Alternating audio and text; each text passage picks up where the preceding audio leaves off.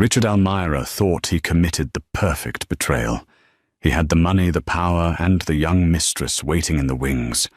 On a rainy Tuesday, he looked his loyal wife of 15 years in the eye and told her she was expired goods.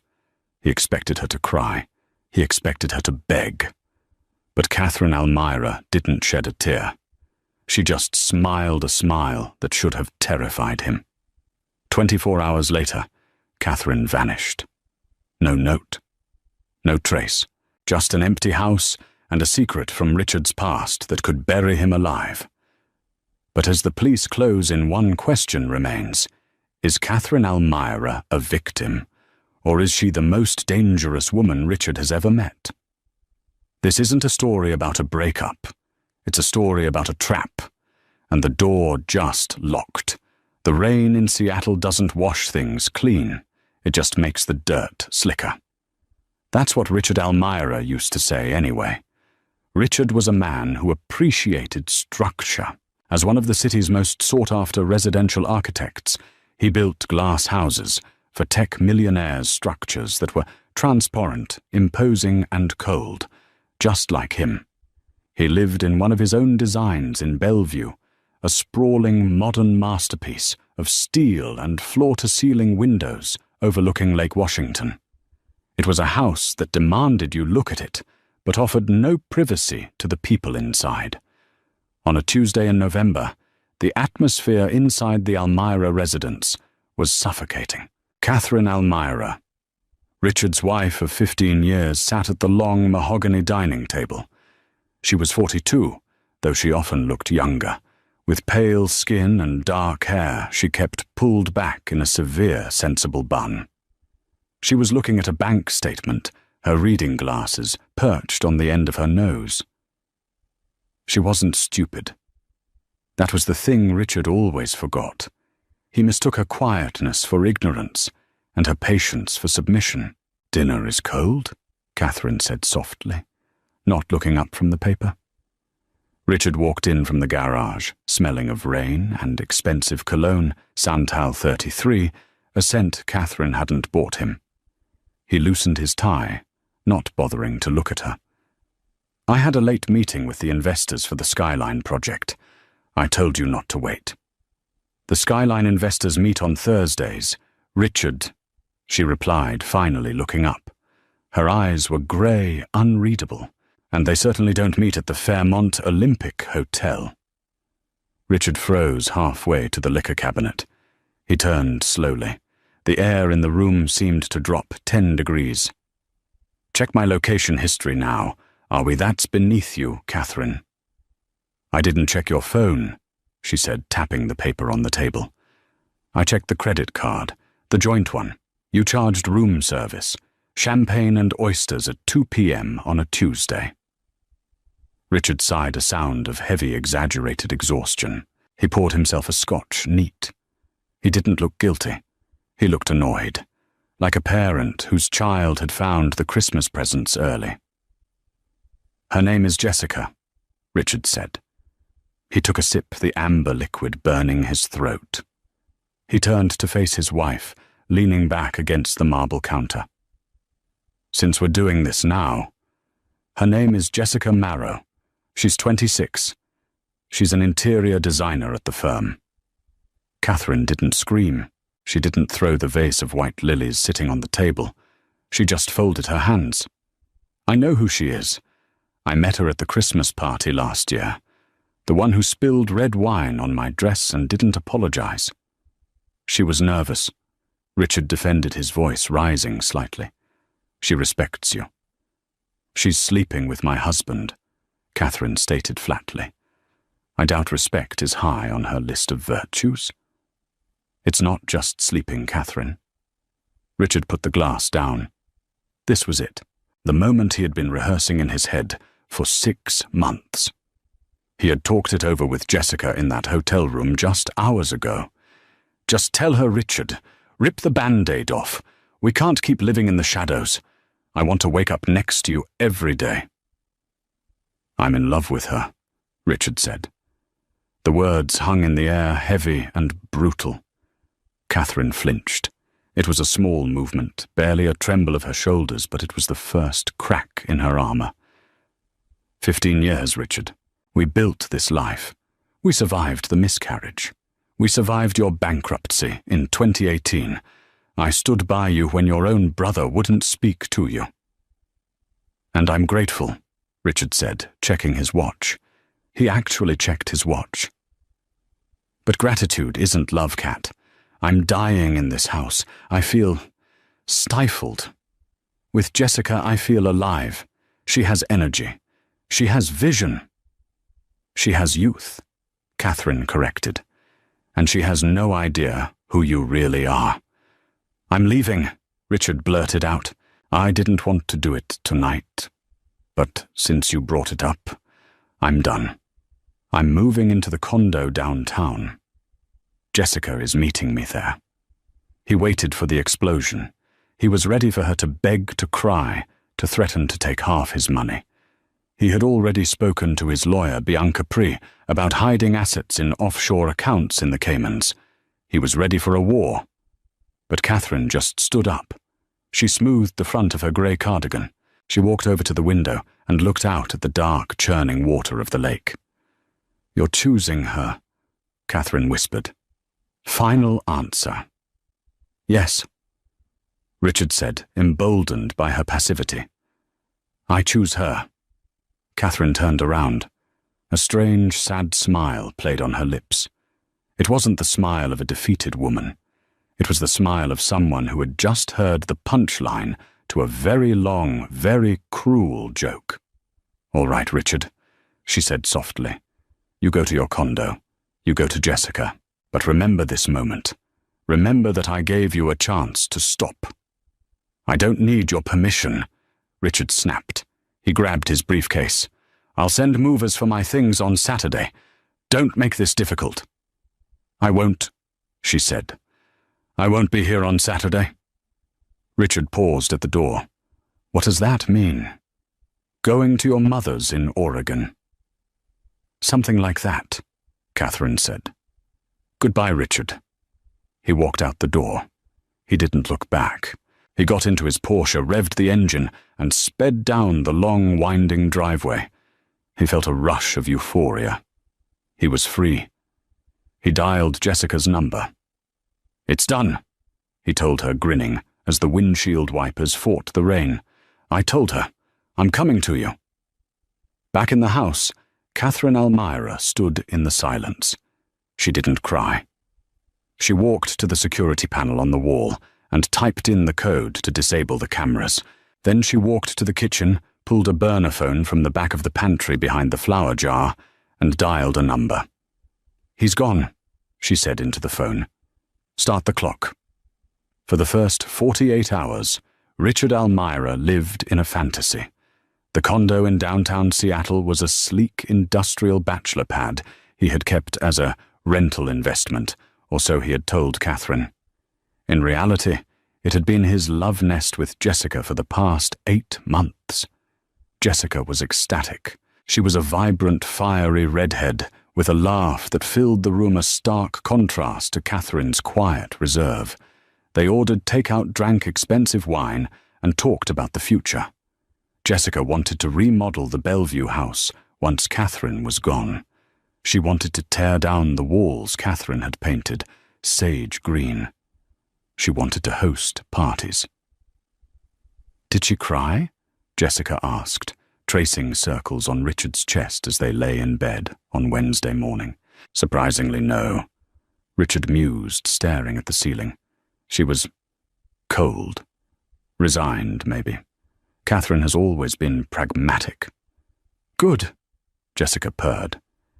Maybe she'll sign the papers quickly. We can be married by summer. By Thursday afternoon, however, the euphoria began to fray at the edges. Richard needed his birth certificate and his passport. He had forgotten them in the safe in the master bedroom closet at the Bellevue house. He also realized he had left his favorite set of architectural drafting pens. He texted Catherine coming by around 4 to pick up some documents. Please have the safe open. No reply. He texted again at 3 p.m. Cat, answer me. I don't want a scene. Still nothing. She's probably sulking, Jessica said, scrolling through Instagram on the sofa. Or she's at her mother's, like she said. She usually confirms, Richard muttered. A tiny prick of unease settled in his stomach. Not worry for her, worry for him. What if she was damaging his property? What if she was cutting up his suits? He drove to the house in the rain. The sky was a bruise of purple and grey. When he pulled into the driveway, the house was dark. The landscaping lights hadn't turned on, which was odd. They were on an automatic timer. He unlocked the front door. Catherine. Silence. The house was freezing. The thermostat had been turned off. He walked into the kitchen. The breakfast dishes from Tuesday were washed and put away. The counters were gleaming. It looked like a model home. It looked like no one lived there. He went upstairs to the master bedroom. The bed was made with military precision. He walked to the closet. Empty. Not just empty of her clothes, empty of everything. Catherine's side of the closet was bare. No dresses, no shoes, no hangers. But then he looked at his side. His suits were there. But his casual clothes, gone. His watches, gone. He rushed to the wall safe. It was open. Inside, where he kept his emergency cash, about $50,000 in bundles, there was nothing. His passport was gone. His birth certificate was gone. The deed to the house was gone. What the hell? Richard whispered. He ran to the bathroom. Her toiletries were gone, but so was his razor. So was his cologne. Panic began to rise, hot and acrid in his throat. This wasn't a woman leaving her husband. This was an evacuation. He pulled out his phone and called her cell. The number you have reached is no longer in service. He froze. He dialed again. The number you have reached. Disconnected, he said aloud. It's been 2 days. He called her mother, Ruth, in Oregon. Ruth was a sweet, slightly deaf woman who adored Richard because he paid for her assisted living facility. Hi, Ruth, it's Richard. Richard. How lovely. Is Catherine with you? I haven't heard from her for our Sunday call. Richard's grip on the phone tightened. She didn't call you on Sunday. No, dear. Is everything all right? Yes, fine, just busy. Goodbye, Ruth. He hung up. Catherine spoke to her mother every Sunday without fail. But last Sunday, 2 days before he dumped her, she hadn't called. He went back downstairs, his heart hammering. He walked into his home office. His computer was there, but the external hard drive, the one containing all the backups for his firm's current projects, the one he kept at home for safety, was missing.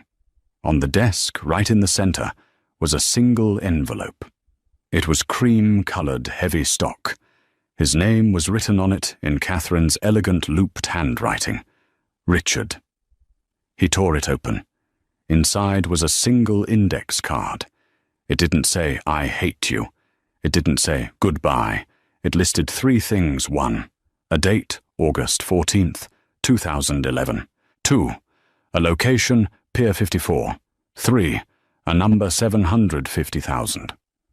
Richard stared at the card, his blood turning to ice.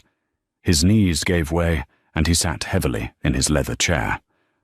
August 14th, 2011. The night a young intern at his firm had accidentally fallen from a construction site at Pier 54. It was ruled a tragic accident, an OSHA violation that Richard had paid a hefty fine for. But the number, 750,000. That was the exact amount in cash he had paid a witness to disappear. A witness who saw that the intern hadn't fallen. She had been pushed during an argument with Richard. Catherine knew. She had known for 12 years. Oh my God, Richard whispered. Suddenly the front door chime echoed through the silent house. Ding dong. Richard jumped. He looked at the security monitor on his desk. Standing on the front porch were 2 uniformed police officers. Richard scrambled to hide the note in his pocket. He smoothed his hair, trying to compose himself. He opened the front door. "Richard Elmira?" the older officer asked. He had a badge that read, Sergeant Miller. "Yes." "We received a call requesting a welfare check on a Catherine Elmira. Her employer at the library said she hasn't shown up for 3 days and isn't answering her phone." Richard swallowed hard. She left. We separated on Tuesday. She went to her mother's."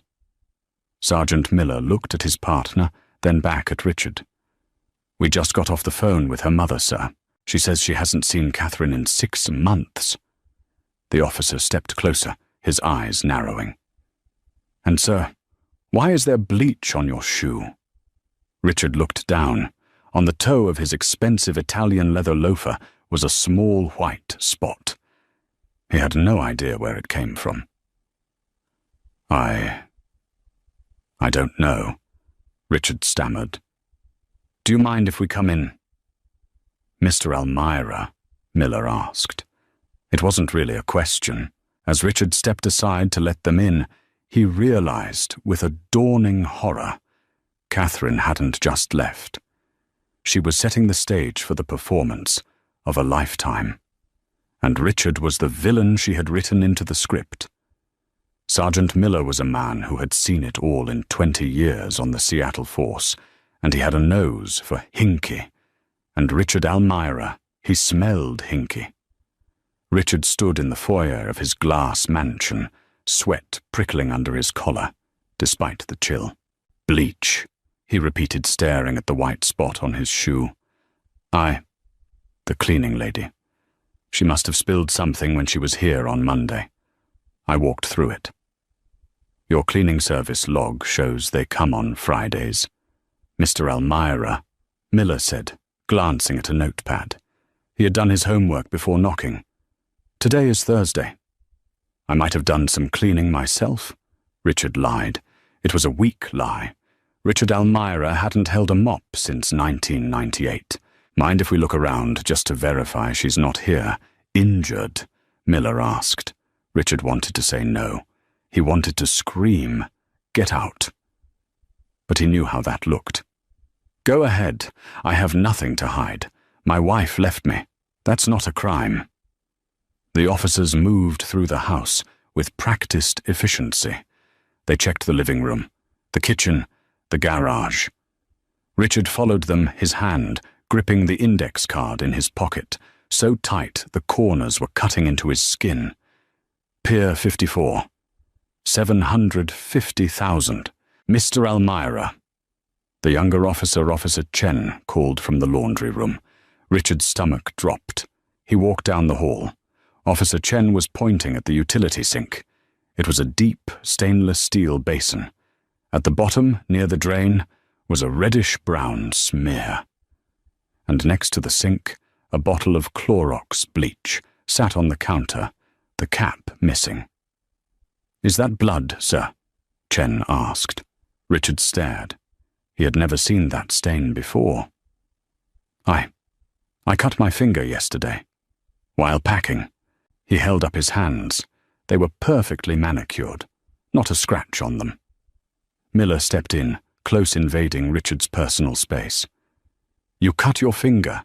Which one? It healed." Richard snapped, realizing how stupid he sounded.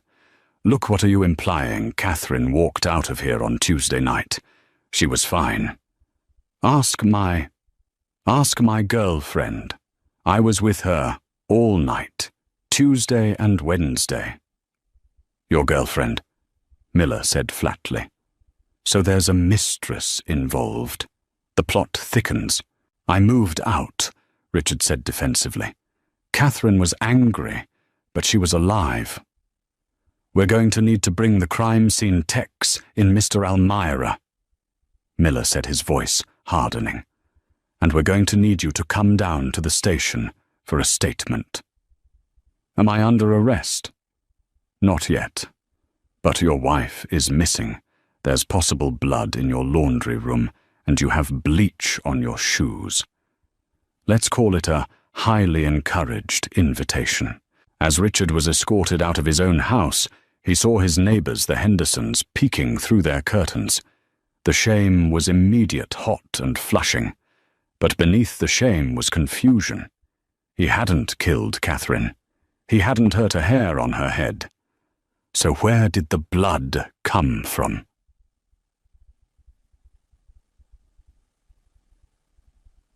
One hour later, Seattle Police Department, Interrogation Room B. Richard sat in the metal chair, the fluorescent lights buzzing overhead. He had called Bianca Pree, his lawyer. Pree was on his way, screaming at Richard over the phone to keep his mouth shut. But Richard couldn't stop thinking about the index card. August 14th, 2011. If Catherine told the police about the intern, about the payoff, he wouldn't just lose his reputation. He would go to prison for manslaughter. Or murder. The door opened. It wasn't Miller. It was a woman in a sharp blazer. Detective Laura Vance. She was known as the Iron Maiden of the Missing Persons Unit. "Mr. Almira," she said, sitting down and opening a file. "Let's talk about your finances. My lawyer isn't here yet." This isn't a legal question, really.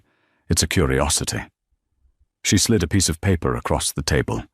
It was a printout of his joint bank account with Catherine. On Tuesday morning, $250,000 was transferred from your joint savings to a crypto wallet. Did you authorize that? Richard blinked. What? No. That's impossible. I would get an alert. The alert was sent to Catherine's email, Vance said, and the crypto wallet, it's untraceable. But here's the kicker. The transfer was authorized using your biometric login, your fingerprint. "I didn't do it," Richard shouted. "Were you drunk on Tuesday morning?" "I was at work." Or maybe, Vance leaned in. "You and Catherine had a fight. You killed her to stop her from taking half your assets in a divorce. You tried to clean up the mess, hence the bleach, and you moved the money to make it look like she ran away." "That's insane." Richard stood up. "I have a witness, Jessica Morrow." "Ah, the Mistress." Vance smiled coldly. "We're bringing her in now. Let's see if her story matches yours." Jessica Morrow was not built for interrogation rooms. She was built for rooftop bars and designer showrooms.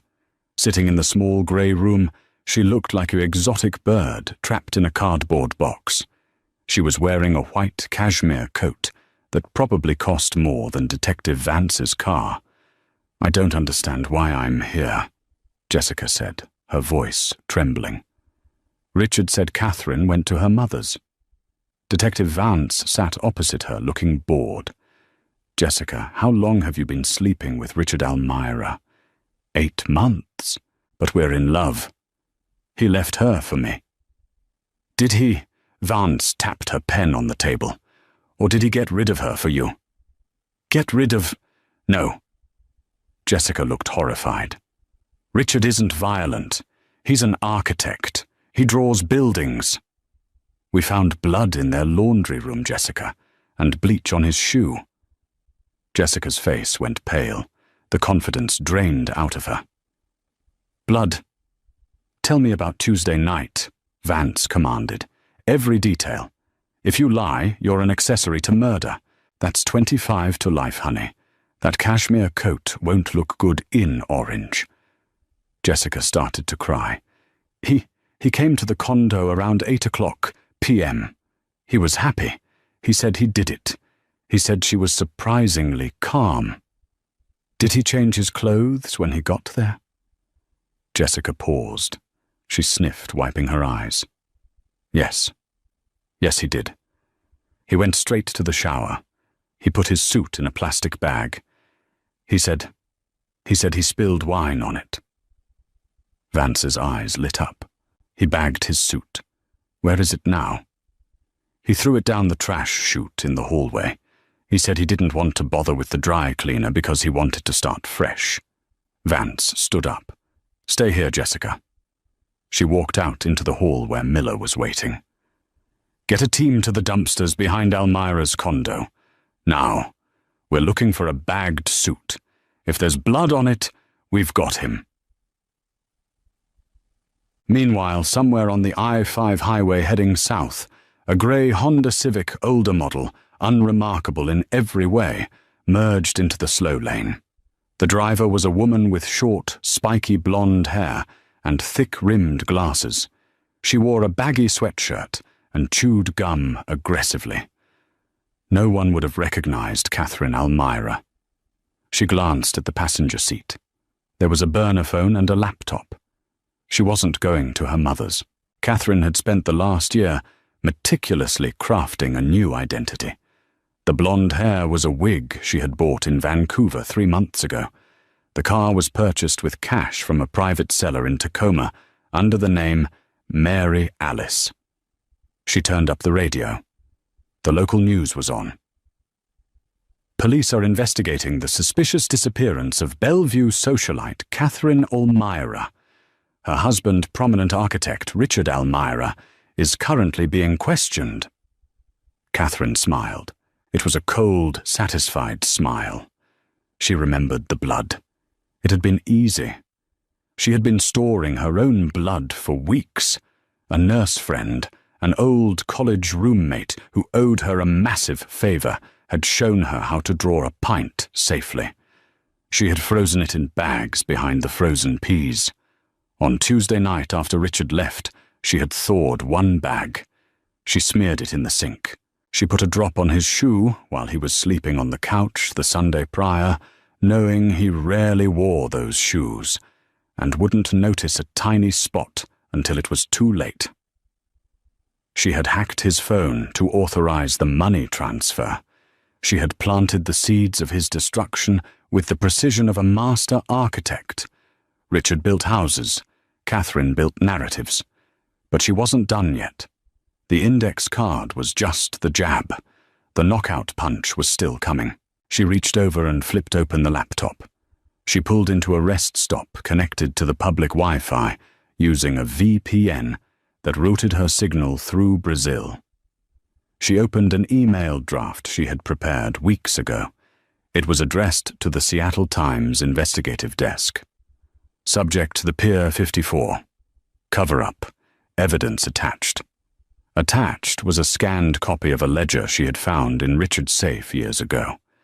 It showed payments to a building inspector. It showed the falsified safety reports. And she added one more thing. A video file. It was a recording from the security camera inside their home from Tuesday night. But it was edited. Deep-faked audio. In the video, Richard was yelling, "I'll kill you if you touch my money, Catherine. You'll never leave this house alive." She had spent months using AI voice synthesis software, feeding it hours of Richard's podcasts and interviews to create a perfect voice clone. She hovered her finger over the send button. "You wanted drama, Richard," she whispered. "You wanted a younger, more exciting life. Well, buckle up." She hit send. Bianca Pri was not a nice man. He was, however, an exceptionally expensive lawyer, the kind who wore shark-skin suits that seemed less like a fashion choice and more like camouflage. He sat across from Richard Elmira in the county jail visitation room. The air smelled of industrial disinfectant and stale fear. They found the suit Richard Pri said not bothering to sugarcoat it. He arranged his gold pen on the metal table. "It was in the dumpster behind your condo, just like your little girlfriend said. And guess what? It's covered in type O negative blood. Catherine's blood type. DNA confirmation came back an hour ago." Richard put his head in his hands. He looked 10 years older than he had 2 days ago. His designer stubble had grown into a ragged beard. "I didn't do it, Bianca. I swear. I threw the suit away because I spilled Merlot on it. It was a 2018 Cabernet." "The police don't care about the vintage Richard.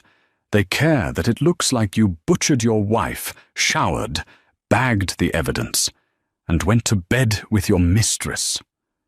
Pri leaned forward. And now there's the email. Richard looked up, eyes bloodshot. What email? The Seattle Times just ran a breaking story. Architect of Deceit, they're calling it. Documents regarding the Pier 54 accident in 2011. And a video. A security video of you threatening to kill Catherine. Richard's jaw dropped. I never threatened to kill her. We argued, yes, but I never said those words. The video says otherwise. Millions of people have seen it on YouTube in the last 3 hours. You are officially the most hated man in the Pacific Northwest. Pri paused, his eyes narrowing. But here is where it gets interesting. Pri pulled a tablet out of his briefcase. He played the video. It was grainy black and white footage of the Elmira living room. Richard's voice boomed out. I'll kill you if you touch my money, Catherine. You'll never leave this house alive. That's not me, Richard whispered. That sounds like me. But the cadence, it's wrong. I know, Pri said smoothly. Because I know you, Richard. You're a narcissist and a cheater, but you're not a screamer. You're passive-aggressive. This man in the video, he's a brute. Pri tapped the screen. And there's something else. My private investigator Frank Cole, you remember Frank, the ex-FBI agent, he ran the audio through a spectral analyzer. And in the background of the recording, faint under your voice, there is a sound, a rhythmic chugging. A train. Richard frowned. We don't live near the train tracks. The nearest line is 5 miles away from the Bellevue house. Exactly. Pri smiled, a row of veneered teeth, appearing like a trap springing shut. But you know who lives near the train tracks, the rental property you own in Georgetown? The one you let Catherine use for her art studio that she claimed she never went to. Richard sat up straighter. She hasn't been there in years. It's full of old furniture. Frank went there this morning, Pri said. He broke in. Illegal, of course, but necessary. He found a soundproof booth, high-end recording equipment, and a whiteboard with a timeline written on it. Richard felt a chill that had nothing to do with the jail air conditioning. A timeline. It detailed everything, Richard. Tuesday, the breakup. Wednesday, the bleach. Thursday, the leak. She planned it. She didn't just disappear. She produced a movie and you're the star. So I'm free? Richard asked, hope surging in his chest. No. Pri slammed the folder shut. Because the police think the studio is where you killed her. They think you staged the studio to look like a frame-up. The narrative is set. The public wants your head on a spike. To get you out, we don't just need to prove she faked it. We need to find her, alive. Pri stood up. I posted your bail. $2 million. You're out. But you're wearing an ankle monitor. Go back to the condo. Don't talk to the press. Don't talk to Jessica. She's cooperating with the DA to save her own skin, by the way. She told them you have a temper. Richard stood, his legs shaky. Where is she? Bianca, where is Catherine? That Pri said, checking his Rolex, is the $5 million question. Frank found a receipt in the studio trash for a wig, purchased in Vancouver, and a car manual for a 2005 Honda Civic. She's running, Richard said. No, Pri corrected. She's watching, and she's waiting for the finale, 300 miles south, in a roadside motel just outside of Eureka, California. Catherine Elmira sat on a lumpy mattress, eating a vending machine sandwich. Her laptop cast a blue glow on her face. She wasn't Catherine right now. She was Mary Alice. Her blonde wig was itchy, and she missed her silk pillowcases, but the adrenaline was better than any luxury. She watched the news stream. There was Richard walking out of the precinct, surrounded by a swarm of microphones. He looked broken. He looked terrified. Good, she thought. Feel it. Feel the helplessness. She scrolled down to the comment section. Lock him up. Justice for Catherine. I hope he rots. It was intoxicating. For 15 years she had been the invisible wife, the one who organized the dinner parties while Richard flirted with the guests, the one who balanced the books while Richard spent the profits. Now the whole world knew her name. They loved her. They mourned her. She opened the bank account she had set up in the Cayman Islands. The $250,000 she had transferred was there safe. It wasn't a fortune, but it was enough to start over in Mexico. She had a contact in Guadalajara who could get her a new passport. But then she saw a headline that made her pause. Defense lawyer claims deepfake evidence in Almira case. Catherine frowned. She clicked the link. Bianca Pree was giving a statement on the courthouse steps. My client is the victim of a high-tech smear campaign, Pree shouted over the reporters. The audio released today contains background noise from a location Richard Almira has not visited in 6 months. This was pre-recorded. This was staged. Catherine's heart skipped a beat. The train. She had forgotten the train. The soundproofing in the Georgetown studio wasn't perfect. She slammed the laptop shut. Pree was good. She had forgotten how good he was. She stood up and paced the small, dingy room. She needed to move. She couldn't stay in one place for more than a night. She grabbed her burner phone to check the GPS route to the border. She turned it on. Immediately, a text message popped up. It wasn't a notification. It was a direct text. From an unknown number. Nice wig, Catherine, but blonde doesn't suit your complexion. Catherine dropped the phone as if it were red hot. It clattered onto the linoleum floor. She stared at it. How this was a burner. She had paid cash.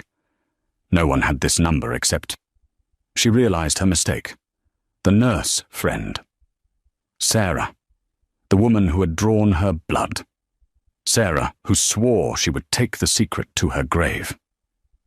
The phone buzzed again. Pree's investigator offered me $50,000 for the name of the person I drew blood for. I have kids, Kat. College is expensive. You have 1 hour before I give them your license plate number. Catherine couldn't breathe. The walls of the motel room seemed to be closing in. Her perfect plan, her masterpiece, was crumbling because of the one thing she hadn't calculated: greed. Everyone had a price. Richard had a price. The building inspector had a price. And now Sarah. She grabbed her duffel bag. She didn't bother packing the toothbrush. She grabbed the keys to the Honda. She burst out of the room into the cool California night. The motel parking lot was dimly lit. She ran to the Honda Civic. She fumbled with the keys, her hands shaking. She got the door open and threw her bag in. As she slid into the driver's seat, she saw it. In the rear-view mirror. A pair of headlights turned on at the far end of the parking lot. A black SUV. It had been sitting there, engine off, waiting. The SUV didn't accelerate. It just flashed its high beams once. A signal. I see you. It wasn't the police. The police would have swarmed her with sirens wailing. This was Frank Cole, Pree's hunter. Catherine locked the doors. She started the engine. She wasn't going to Mexico anymore. If she ran, Cole would follow. If she was caught, she would go to prison for fraud, embezzlement, and wasting police time. Richard would win. He would play the victim, write a book, and probably marry Jessica. No. Catherine gripped the steering wheel. Her eyes hardened behind the thick glasses. She wasn't going to run. She was going to finish the story. But she had to change the ending. She put the car in reverse, spun out of the parking spot, and didn't head for the highway south. She turned north, back towards Seattle.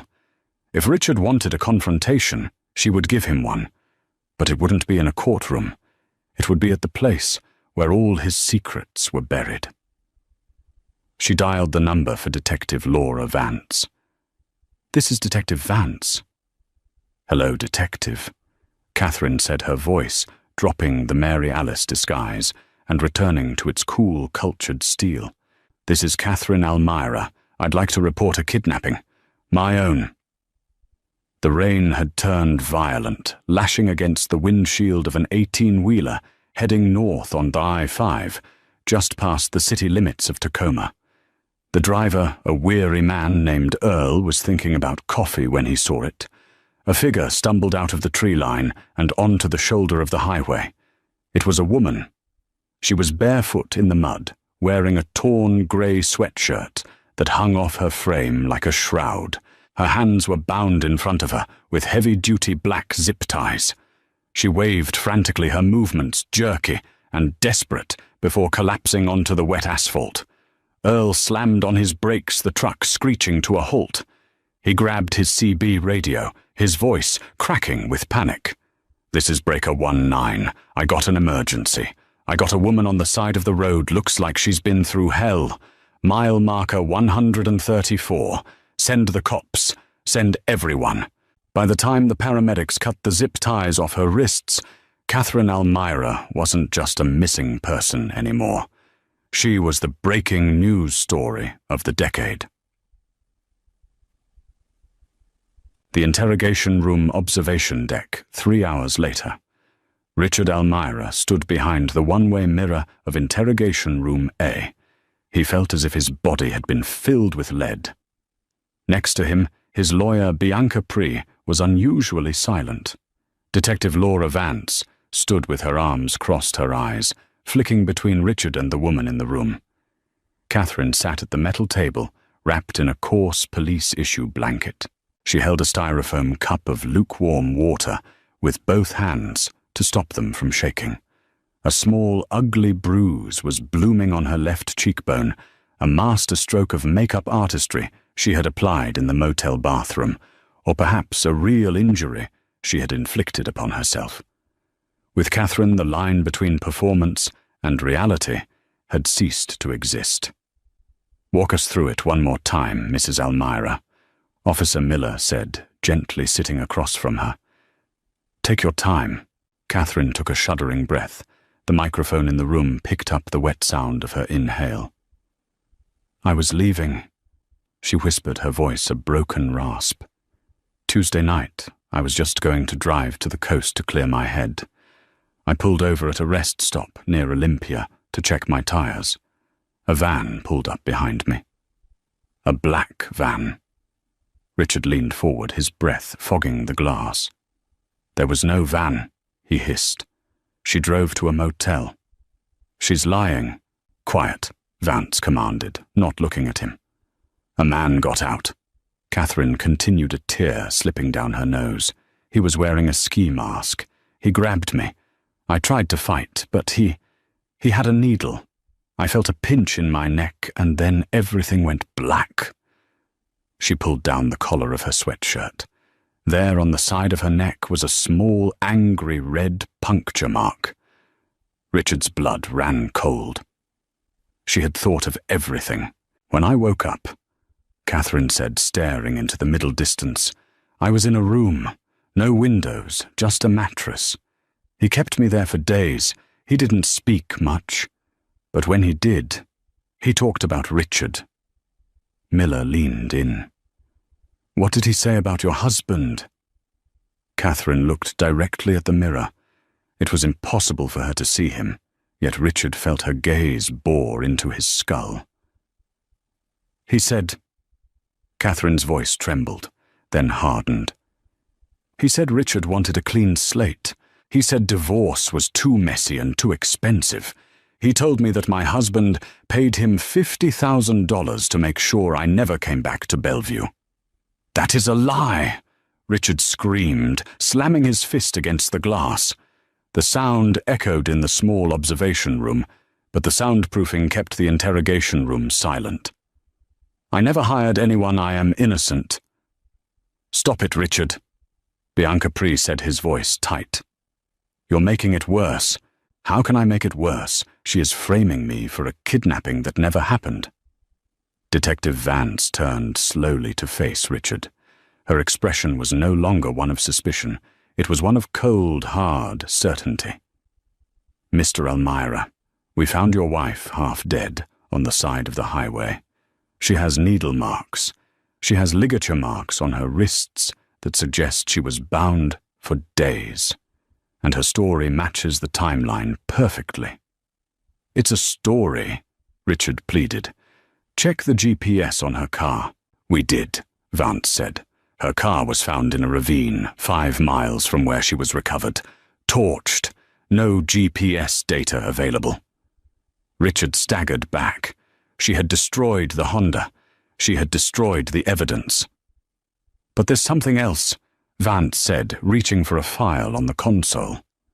"We showed Mrs. Elmira a photo lineup of known associates and private investigators."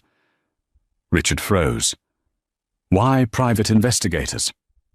"Because," Vance said, "we picked up a man near the drop site. He was sitting in a black SUV, seemingly monitoring the police response. His name is Frank Cole."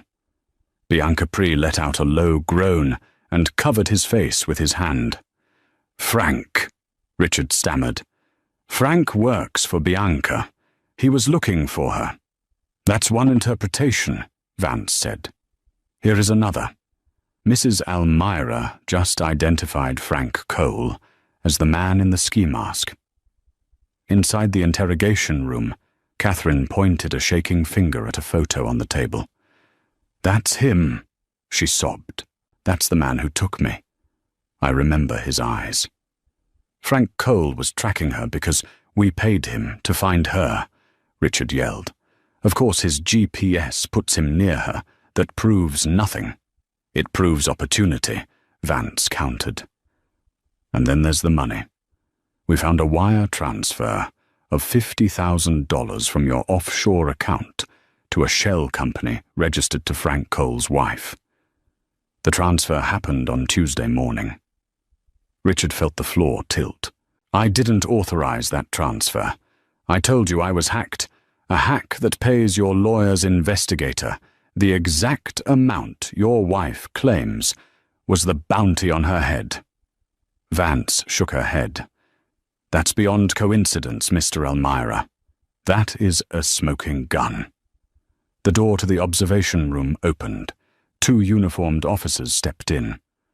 "Richard Elmira," Vance said, her voice official and void of pity.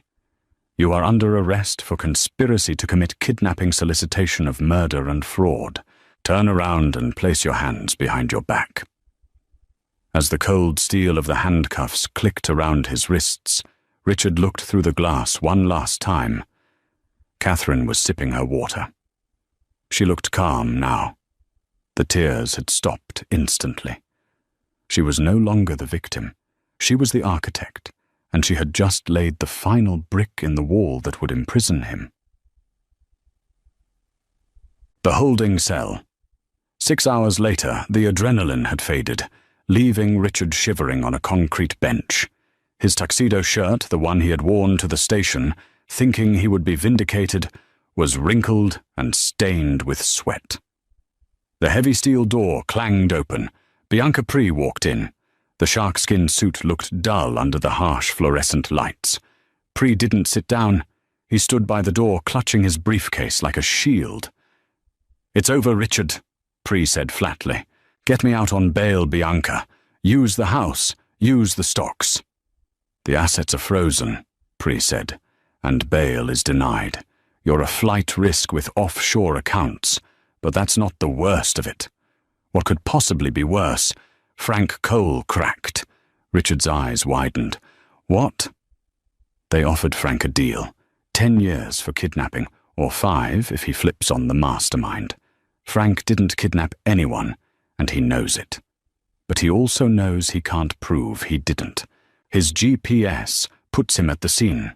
The money is in his account. Catherine identified him. He's scared, Richard, so he told them what they wanted to hear. He signed a statement saying you hired him to abduct Catherine. He's lying to save himself." "Does it matter?" Pri asked. "We have the victim testifying against you. We have the accomplice testifying against you. We have the blood in the laundry room. We have the video of you threatening her. No jury in America will acquit you. You're looking at 20 years to life." Richard put his head in his hands. He wept. Not for Catherine, not for the marriage, but for the life of luxury that was slipping through his fingers like sand. "However," Pri said, his voice dropping to a whisper, "there is an alternative." Richard looked up, wiping his nose. "What?" "Catherine's attorney contacted me. She doesn't want a trial. She says she's too traumatized to face you in court. She has offered a civil compromise, a plea deal that bypasses the criminal courts, provided the district attorney agrees, which they will, because they don't want to risk a media circus if the Pier 54 evidence surfaces." "Pier 54, Richard whispered. The number 750,000 flashed in his mind. "She knows, Richard. She has the original safety reports. She has the proof that you bribed the inspector. If that comes out, you don't go to prison for kidnapping. You go to prison for manslaughter. And there is no statute of limitations on that when there's a cover-up involved." "What does she want?" Richard asked, his voice dead. Pri opened the briefcase and pulled out a thick document. "She wants everything." Richard laughed, a dry, hysterical sound. "Define everything." "She wants the Bellevue house, the downtown condo, the portfolio, the cars, the rights to your firm's intellectual property." "So I'm homeless?" "Not quite. She is leaving you the rental apartment in Tacoma, the one above the bowling alley." Pri paused.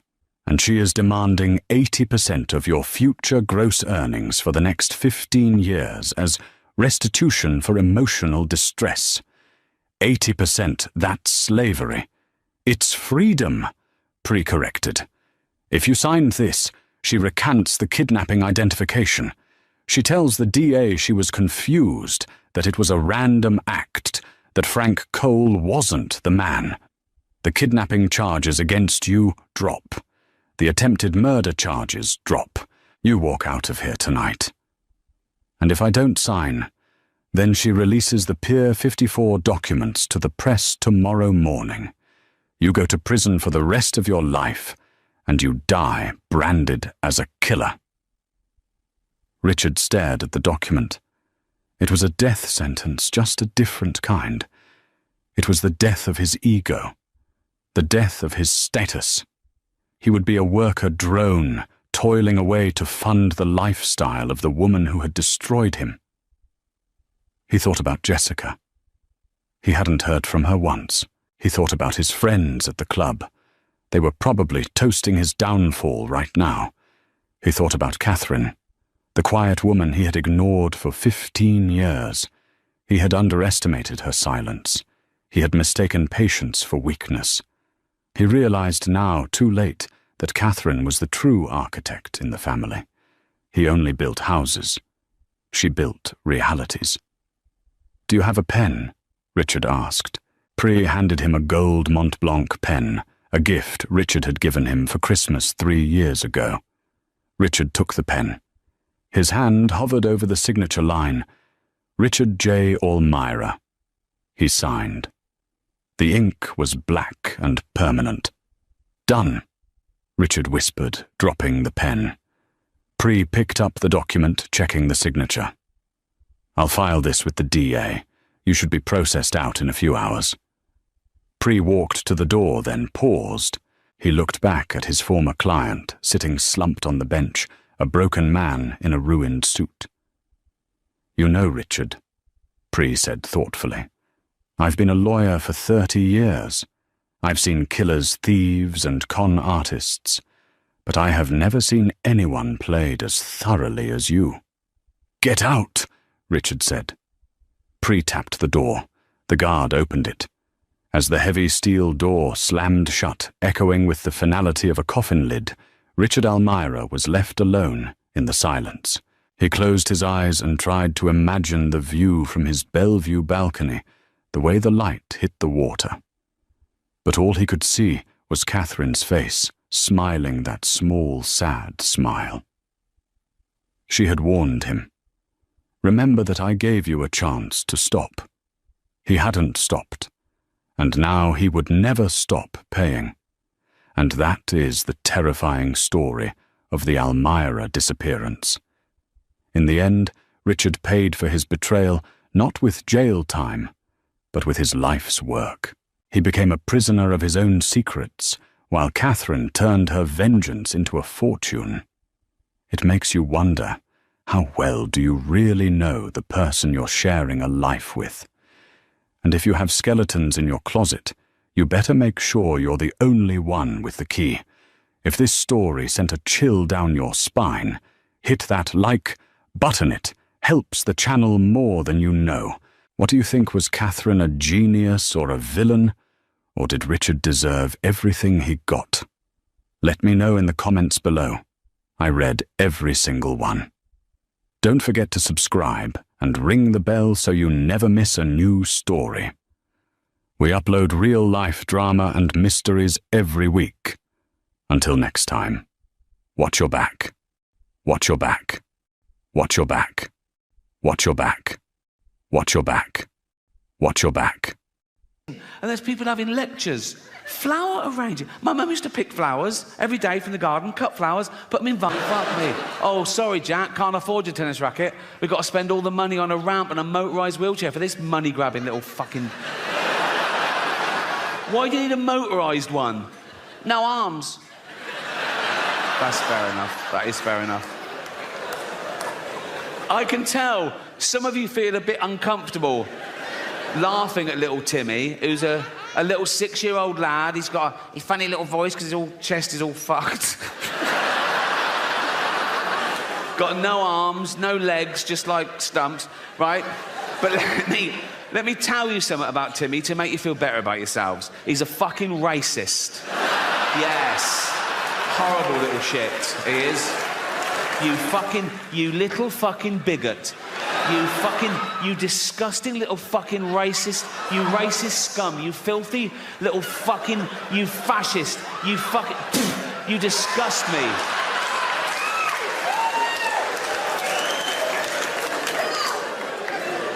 Homophobic? Yeah. He's like, they're not like us. Nothing's like you disgusting little fucking, you prejudiced little piece of, you ball of hate, you disgusting little fucking racist homophobe. I wish we'd had a scan. You absolute, you...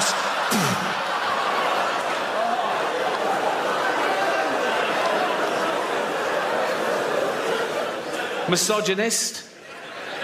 If he could, he'd rape. There's your little Timmy.